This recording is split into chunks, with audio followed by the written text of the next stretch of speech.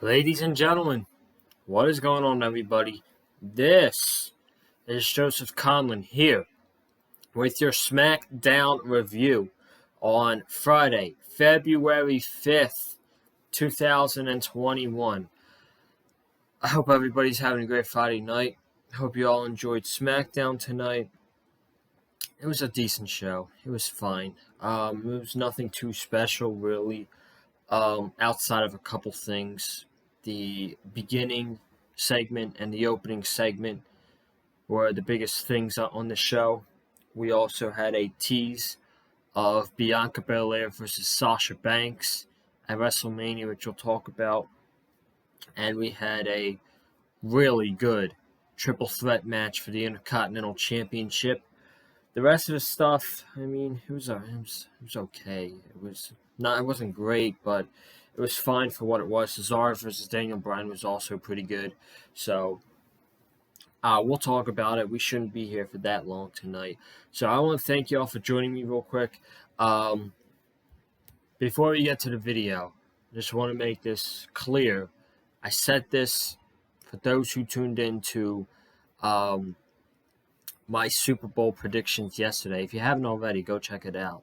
But for those of you who have not checked out the Super Bowl predictions, I said there will be no recap of the Super Bowl. Instead, we are going to make a reaction video. So, no recap on Sunday night during the Super Bowl. I'm going to be doing a reaction video instead. I thought that was the better way to go. It would be more fun for myself and the channel. Get you guys my reaction to what's happening in the game between the Kansas City Chiefs and the Tampa Bay Buccaneers. So it should be very fun. And then also, make sure you go check out my Raw and AEW Dynamite reviews from this week. I would very much appreciate that. Let's talk about Smackdown that kicked off with your tribal chief, Roman Reigns. He said, I don't want to look in the past, but this last Sunday, I defeated Kevin Owens in a last man standing match, like I said I was going to do. But now we need to focus on the future, and the future is Edge. Edge is the future, winning the Royal Rumble match, and apparently Roman said that he heard that Edge is here tonight. So he said for Edge to get his ass to the ring. Paul Heyman called for the one of the guys at the timekeeper area, bring Edge out here, hit Edge's music, and the guy said, Edge is not here yet. So this pissed off Roman Reigns. He was yelling, Edge is playing games with me, and the last person who played games with me was Kevin Owens, and look what happened to him. We'll never see him again. That came back later tonight, which we'll talk about at the end.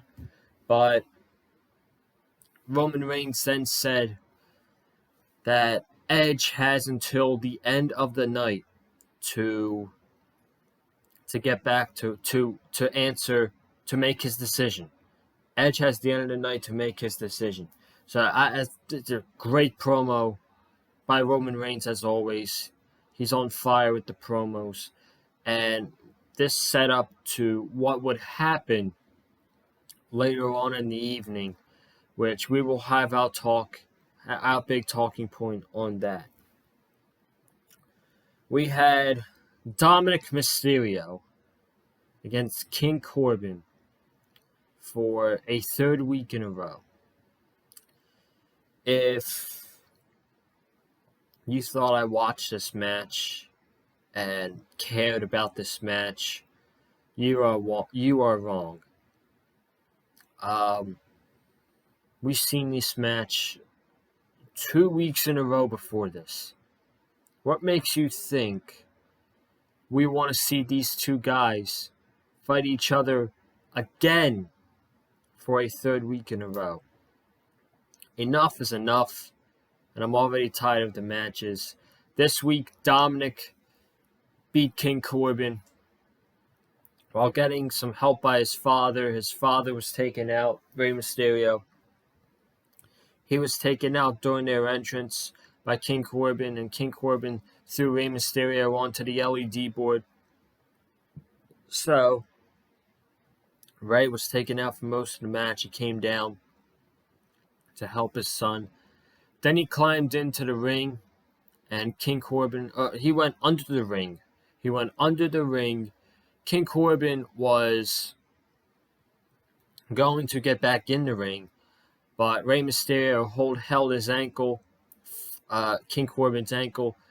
Dom hit a 619, 619 into a frog splash, and Dominic Mysterio defeated King Corbin. Again, who cares?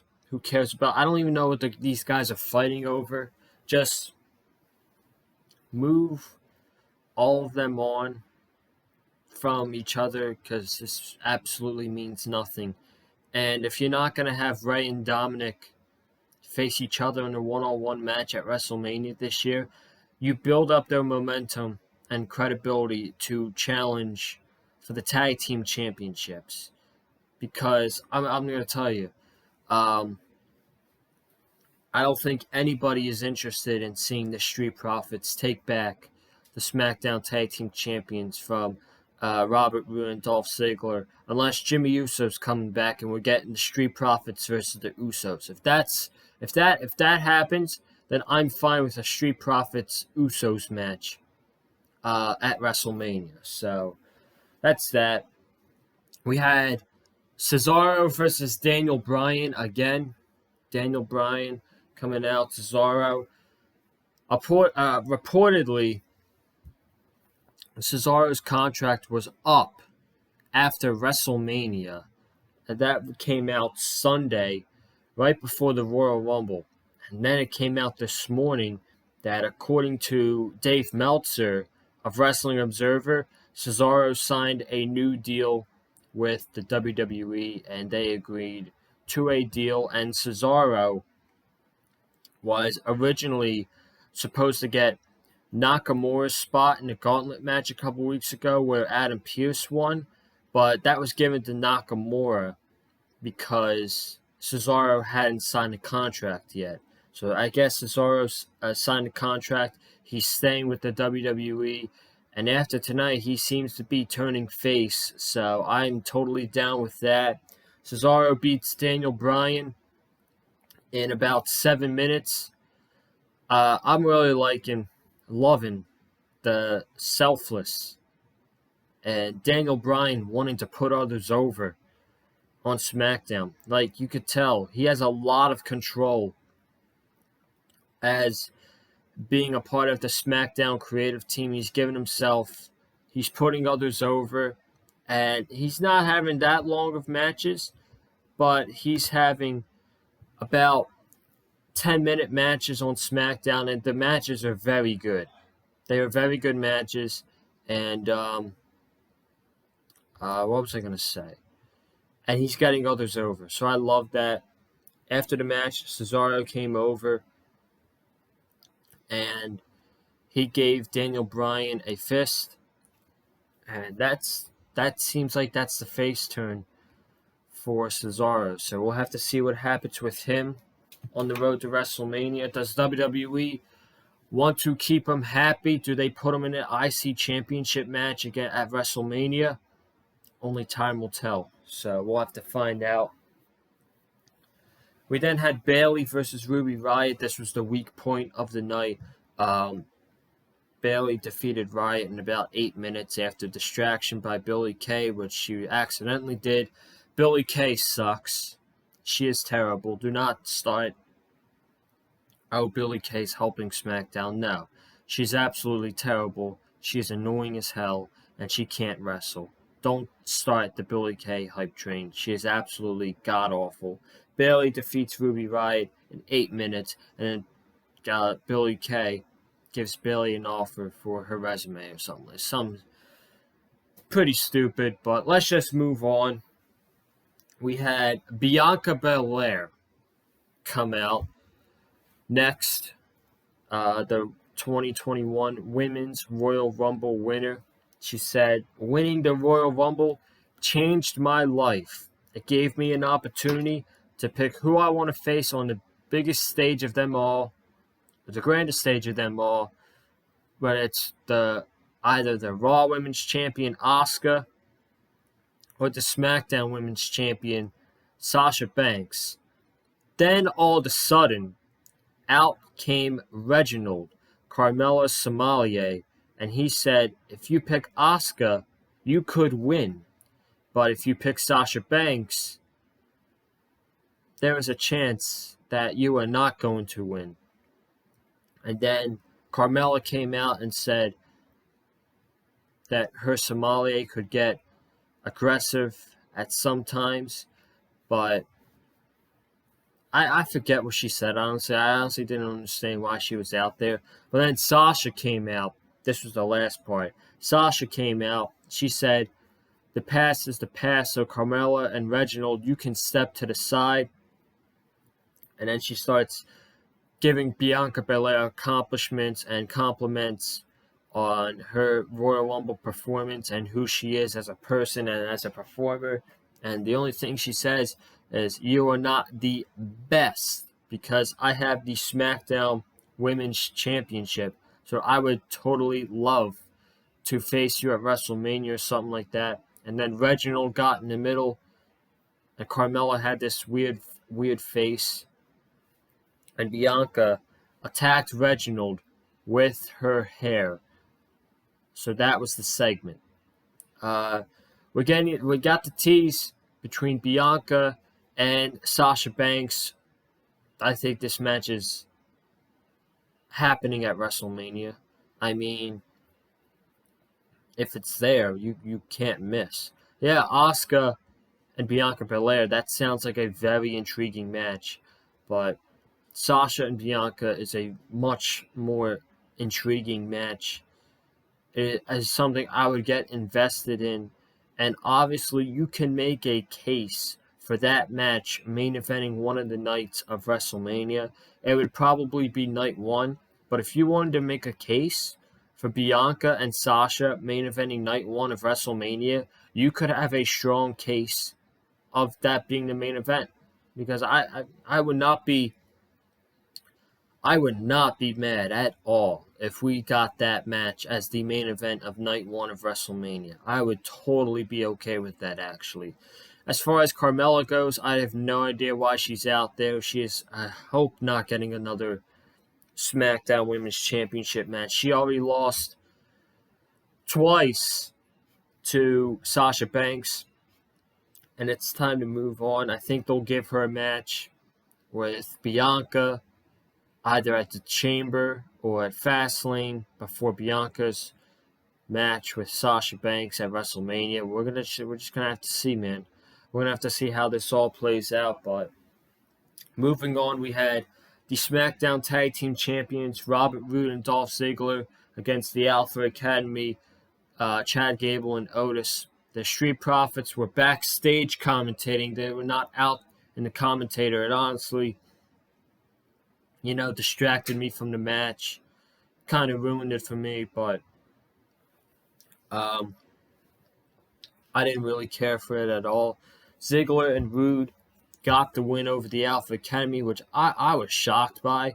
Not shocked, but I was pretty surprised because, this team, Alpha, Chad Gable and Otis, could be a good filler tag team for a tag team to beat Roode and Ziggler, for a team that Roode and Ziggler could beat to retain the titles, because they haven't defended the title since they won them, and they won them like about a month ago.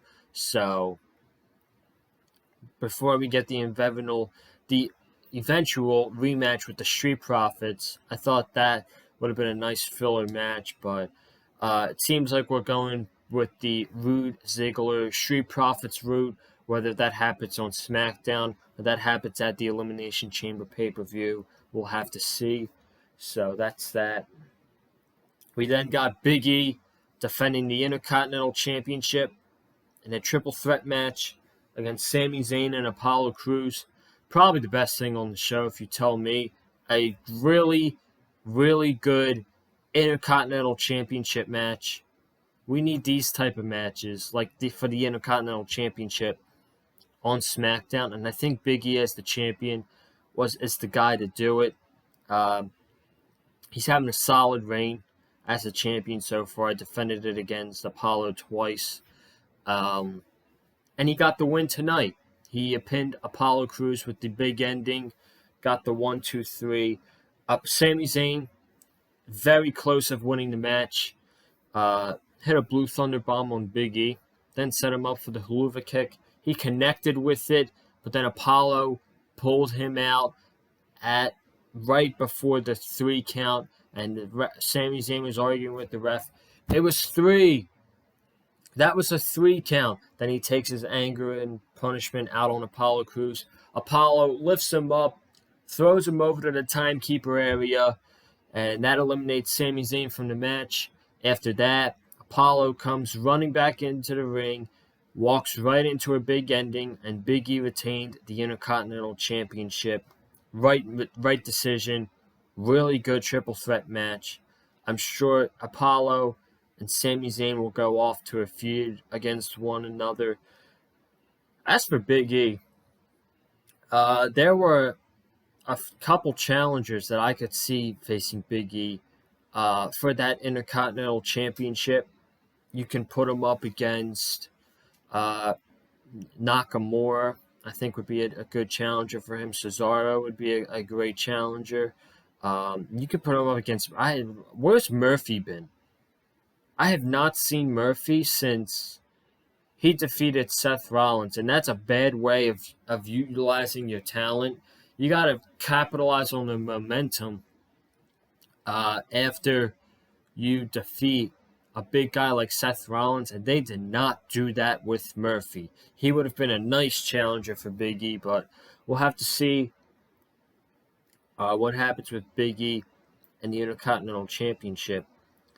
Speaking of Seth Rollins, the Messiah is making his return next Friday to SmackDown, and I'm pretty sure he is going to be going into a rivalry or a feud with Daniel Bryan. If you guys remember, during the Seth Rollins-Rey Mysterio feud, Daniel Bryan and Seth Rollins got into a face-to-face on one another. It was when Seth Rollins debuted the first night on SmackDown, and then Rollins eliminated Daniel Bryan from the Royal Rumble match. Rollins could be like, you're not the same Daniel Bryan anymore. You're not the same Daniel Bryan that people used to look up to as a hero. Come with me. Come with the Messiah, and I will guide you to where you once was.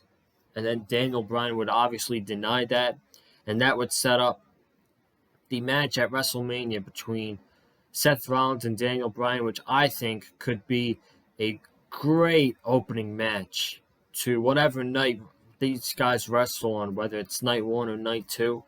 Seth Rollins and Daniel Bryan could have a great 15 to 20 minute opening match, and I would definitely be okay with that. And then we got Edge. Edge cut a promo to end the show saying that he's been getting text messages, calls, family members, friends, telling him who to pick at WrestleMania between Drew McIntyre, Finn Balor, which, by the way, he is not picking Finn Balor and the NXT Championship at WrestleMania, or Roman Reigns. Then Roman Reigns comes out in the middle of Edge's promo, and Edge was like, "You had to bring backup with you." And Roman said earlier, "You disrespected me. And when you disrespect me, you disrespect my family. And right now, I want you to acknowledge me as the tribal chief and say my name." And then he told Jey Uso, I got this. And then they stared at each other. They had a face-off. And Kevin Owens came in the ring, hit a stunner on Roman Reigns, walked off, and Edge dropped the mic. We did not get an answer from Edge on who he's going to face at WrestleMania. Two things before we get out of here. Number one, I do like that at WWE did not give the answer tonight. They did that with Drew McIntyre last year. That was a totally different situation. I think we all knew that Drew McIntyre was going to pick Brock Lesnar for WrestleMania, especially after he eliminated him in the Royal Rumble match. This year, it's a kind of different story with Edge. You could pick Drew and make a good story out of that. You could pick Roman and make a good story out of that. Finn Balor, I'm just not even going to include. No disrespect, but I'm not even going to include him in the discussion. But, yeah, I like that they're holding it off. They're making us wait to see who he's going to choose. And it's probably going to be at Elimination Chamber or sometime in March. We're just going to have to wait and see. And then the second point I'm going to make is Kevin Owens came in and gave Roman Reigns a stunner to end the show. Don't get me wrong, I love Kevin Owens, but if this is your way of saying we're going to give you another Kevin Owens Roman Reigns match, I'm not sold on that. I'm sorry. Kevin Owens lost to Roman Reigns 3 times for the Universal Championship, and you're going to make it even more predictable that he's going to lose to Roman Reigns if he faces him again. And this makes Kevin Owens look like, a punching bag for Roman Reigns, because all you're going to do for Roman Reigns is feed Kevin Owens to him. Feed Kevin Owens. Enough's enough. The feud's been great. They had a great feud. They had awesome matches with the TLC, Steel Cage, and Last Man Standing matches. I don't think a fourth Universal Championship match for Kevin Owens is totally unnecessary, and I can't get behind that. I'm sorry. That's your SmackDown review. That is your SmackDown review for tonight. Overall, solid show. I'll say it was a solid show. But thank you guys for joining me tonight.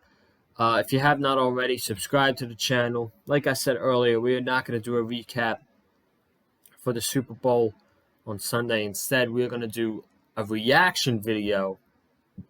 And I'm going to give you guys my reaction to what happens at Super Bowl 55 between the Kansas City Chiefs and the Tampa Bay Buccaneers. So you're going to want to subscribe to the channel. Comment down below. I want to know your thoughts on tonight's episode of SmackDown. Leave them down in the comments below. Hit that like button if you like what you heard from me in the video. And go follow me on Twitter at Colin_Joseph. And guys, I will see you back Sunday night after Super Bowl 55 for your reaction video right here on the Big Fight Fuel channel. Don't miss it. It'll be great. You're not going to want to miss it. Have a good night. Stay safe. And as always, stay classy.